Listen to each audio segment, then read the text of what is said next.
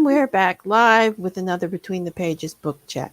And today we have author Craig A. Price Jr., and he's going to be talking about his Dragonia Empire series. So we're definitely going to be talking dragons and wyverns. And so I'm going to turn it over to him and let him introduce himself. Take it away. Yes, I'm Craig A. Price Jr. I write fantasy and epic fantasy, and I'm getting into a little bit of sci-fi here lately. Dragons, I love dragons, as should everyone, because dragons are pretty cool.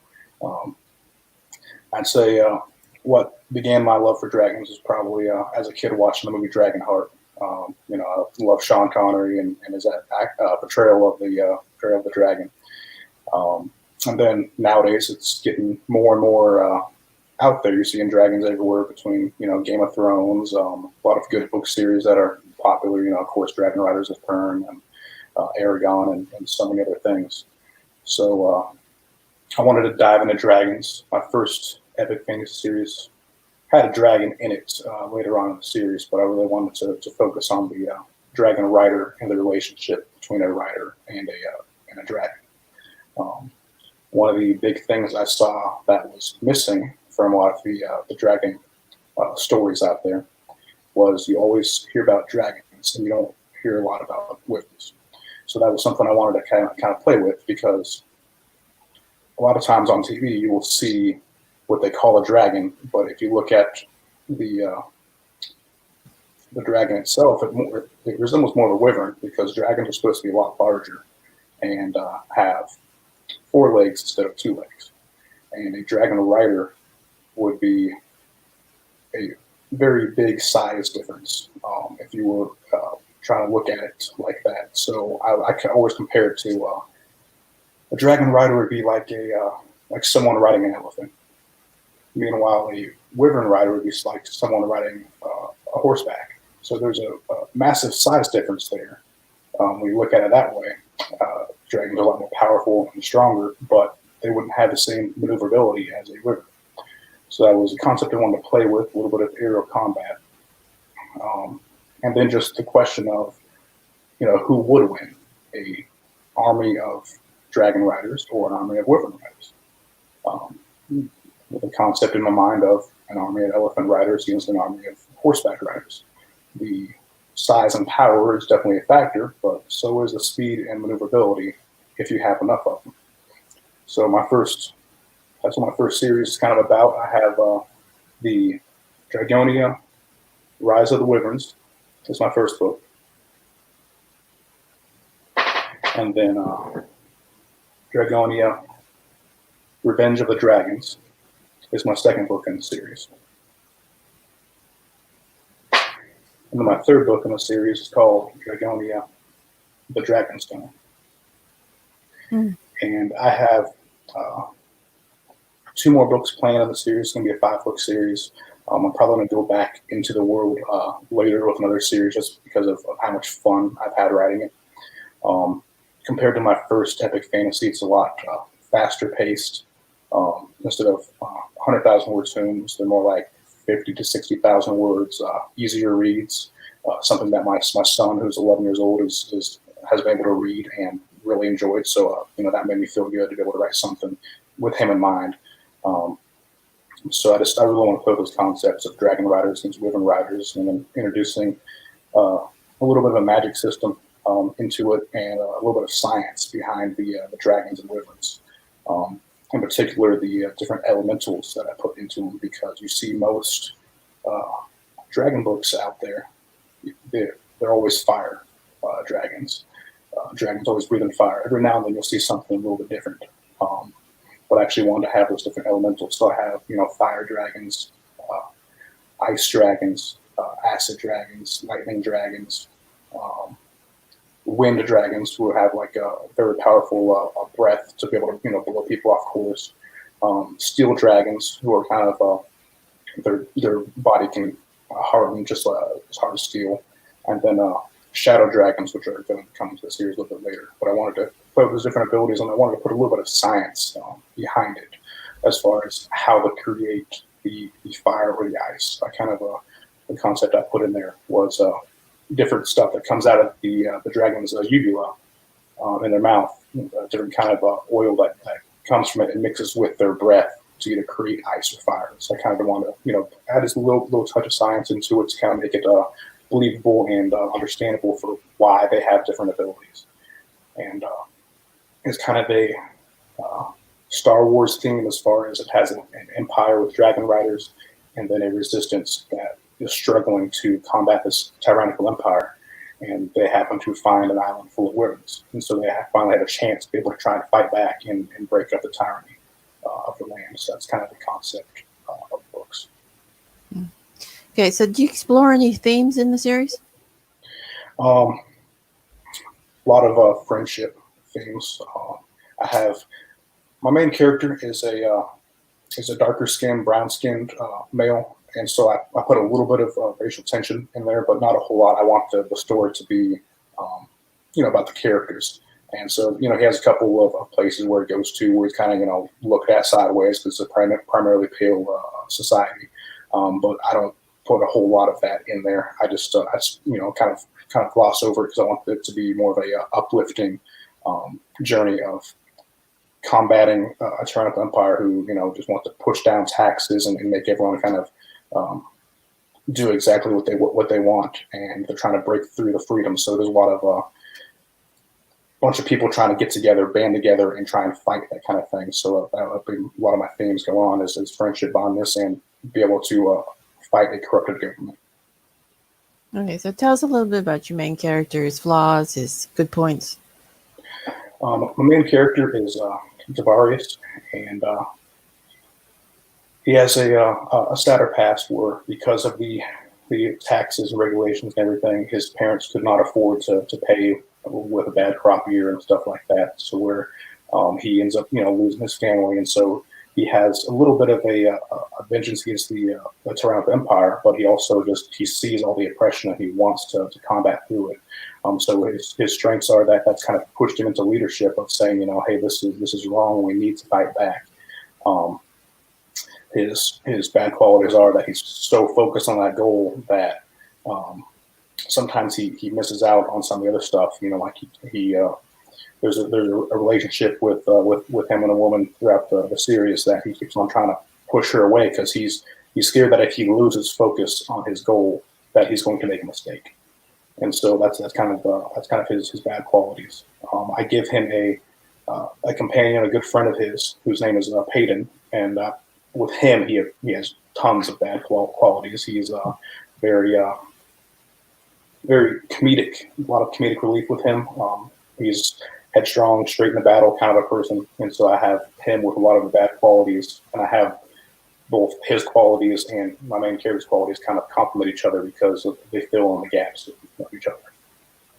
Okay, so what were the inspirations for your world setting? It sounds like it has a little medieval influence in it with sort of a lord and serf mentality. Yes. I do love the high epic fantasy. Of course, I love Lord of the Rings. So that's always kind of been my ideal epic fantasy type of setting where you have the cities with the different hierarchies going on. And yeah, for this series, there's a whole lot of serfdom and empire. There's not a whole lot of slavery, and there's mostly serfdom. There is a little bit in the main headquarters of the empire where there is a little bit of slavery involved. But for the most part, it's serfdom and oppression of the empire. And I've always loved that medieval setting, more so than the urban fantasy type of setting, though I do enjoy both. Yeah, so of course you've got the dragons in the world, and you've mentioned that you've played with the typical dragon concepts. Are there any other fantasy non-human characters in the books? So I got the dragons, the wyverns, and then I wanted to kind of dig deeper into that. So I actually have drakes as well, which are your dragons, wingless dragons on the ground, horse size, a little bit larger. And I kind of brought the same elemental abilities into them as well. They kind of fall a little bit later in the series, but the fantasy creatures, I'm pretty much sticking with dragons and all the different types of dragons. That's kind of the thing I really wanted to bring attention to in the series, was that there's more than just dragons out there. So I got the dragons, the wyverns, the land dragons or the drakes, and then another one I'm hoping to incorporate in the last couple books is actually sea dragons as well. So you don't see a whole lot of all those other types of dragon creatures, and I really wanted to bring those into my world. Well, sea dragon sounds cool. And so you've got dragons for everybody, I guess. Yeah. Okay, I got your kind of dragon in the book. It's there somewhere. So what was the hardest scene for you to write in the series? Hardest thing. For the most part, it's been a very easy project to write. It's been a lot of fun. I don't know if I've had too many hard scenes in there. There's a little bit of the scenes with where there's a little bit of loss. Someone has passed or something like that. That's and then there's a couple of betrayal scenes. Those are always harder than the more uplifting, fun parts of it. But nothing's been particularly super hard. I deal with a lot of hard topics that will stun me a little bit. Like the deception, the being betrayed. I deal with a little bit of addiction in there, to where the resistance is trying to find any kind of way to fight the Empire. So they end up actually consuming like different types of dragon oils and stuff to become subhuman a little bit, and it becomes an addiction. So those are all hard pieces to write than just the overall story. Okay, so what's your favorite scene to write? My favorite scene? Yeah. Almost every scene with my secondary character, Peyton, the one with the very comic relief. He has a lot of fun moments in the series. So there's a scene in the first book where they are at a village, or it's more of a city. They're at a city, and the Empire has shown up, and so they are trying to hide and get away. So they end up trying to go into a woodworking shop, trying to find some boats. There's a river nearby. They're hoping to get away from the city. And when they do that, a character Peyton, he sees a toy boat on the desk, and he starts just obsessing over this toy boat. And this came to me just randomly as I was writing the scene. I just thought it was a little funny quirk, and so he just keeps on wanting, hey, can I have this boat? And the main character, Tavares, is like, no, you can't have the boat. We need to get real boats and get out of here. And he keeps insisting he wants this toy boat. And Tavares tells him, no, you can't have it because this woodworker is not finished with it yet. And throughout the whole series, he's just going on about, hey, you promised me to get me a toy boat later. Where's my toy boat? And so it's kind of funny every time it comes up. I really enjoy it. And the Peyton is also very obsessed with, besides toy boats, with fire. He was catching things on fire. And so there's a song that he sings in book 3 about when he wins a battle. He just starts singing a song, and every line is the word fire. And that was a lot of fun. One of my favorite things to write as well. Okay, so who's your favorite character? My favorite character,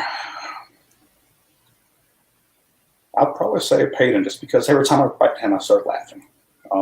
He's very comedic relief in the series. My main character is more serious about his approach, and then when Peyton gets involved, he just cracks jokes the whole time, which makes me laugh while I'm writing. And so I'd say in that series it would be Peyton.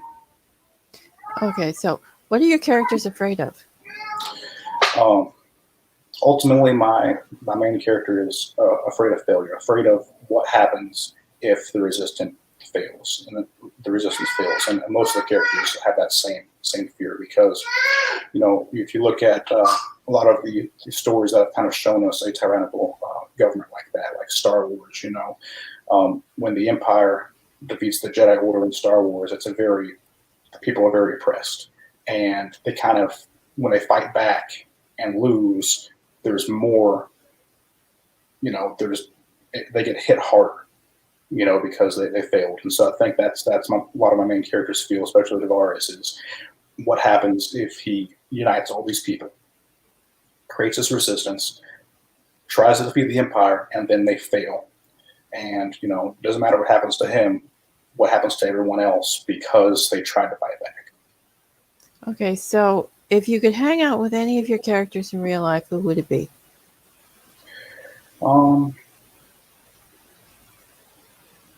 not sure if I would want to hang out with Peyton because I'm afraid he'd catch something on fire near me and blame me for it.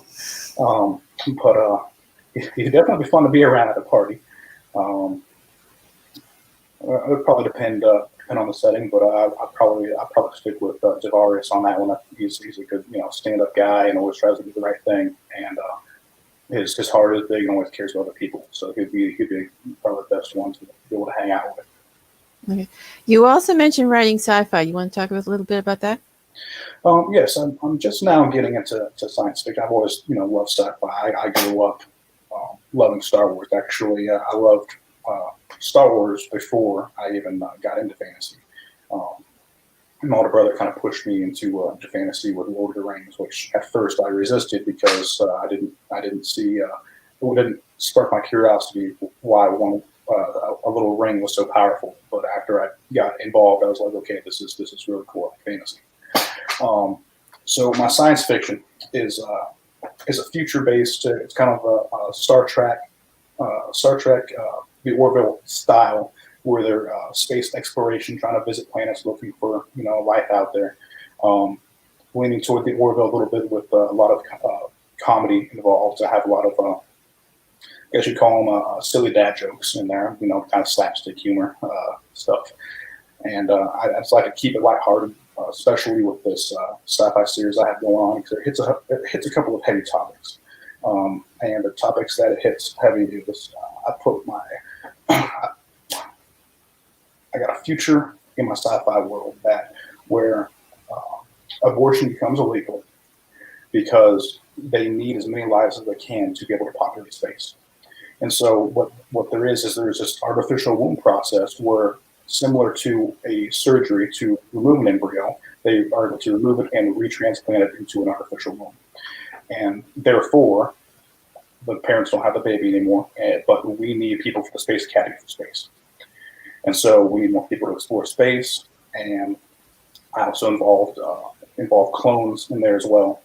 So you got two types of people that are kind of helping explore space. You have the clones, who are genetic clones from somebody, usually the person at the the highest level of that position.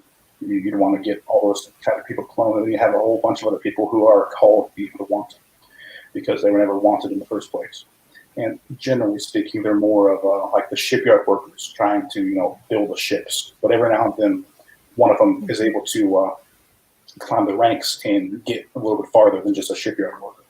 And so my captain of the ship, which is called the Ghost, he ends up he is an unwanted who works in the shipyard, kind of works his way up, and he always has this feeling of being unwanted because he was never wanted by his parents. He was transplanted into an artificial womb, and he's grown up in the Space Academy and kind of worked his way up. And so he has something to prove as well.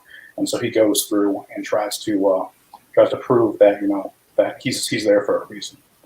And they go from planet to planet exploring stuff. And the first book, the paperback is out. It's called Ghost Probe, and there's going to be 7 in the series.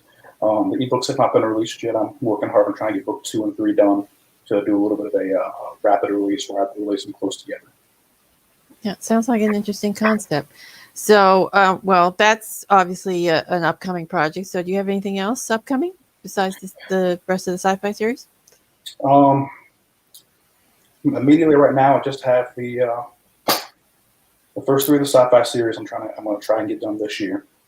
And then I'm going to try and finish my Dragonia series with book 4 and 5. I'm planning on revisiting that world later on, but I want to conclude the series.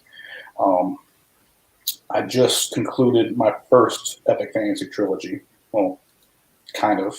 I'm still waiting on Amazon to get it out there. They're having delays with everything going on right now. Yeah.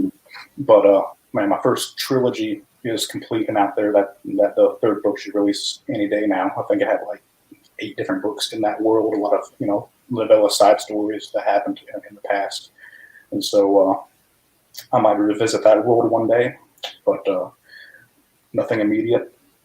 I just finished a co-author trilogy project with another author not too long ago, which that one was a lot of fun as well. My next upcoming thing after this sci-fi series is I have a series that I'm hoping to write next year called Stones of Light. And it's a concept that I've had in mind for a while with elves. You have the high elves, you have the wood elves, and I wanted to create a new subspecies of elves called the stone elves. And the concept is that when they touch a piece of metal or a mineral or something like that, that their body will transform into that substance to where it's kind of like a defense mechanism. Kind of like a chameleon, but with their body, if they touch a diamond, their body becomes as hard as a diamond. And so that's next on my plate. I got a couple of covers for it, and working on a little bit of outlines in between, and that's something we're working on next year. Oh, another interesting sounding book. So you've got lots for your fans coming out. So yeah, we'll wrap it up here, and I'll let you tell everyone where they can find you and your books. All right. You can visit me on craigaprice.com. I have all my books there. I think I have 14 books published now. A couple short stories. I have 4 or 5 books in audio now. I have the first 2 Dragonias in audio. The third one is awaiting Audible to clear it, and it should be online as well. So there will be 3 Dragonia books on Audible here very soon. My first book, The Crimson Claymore, is in audio. And a couple other books I have in audio as well. I have a little free book sample pack on my website. If you join my newsletter, it has about 5 or 6 different short stories and a novel that come with it that you can read for free. And then, of course, I'm on Audible, Amazon, and Facebook, and sometimes talking to Twitter, but not very often. Okay, so thank you for being here. It was enjoyable to chat with you. And Between the Pages book chat, we'll be back on Saturday with another author. So we'll see you then. Bye.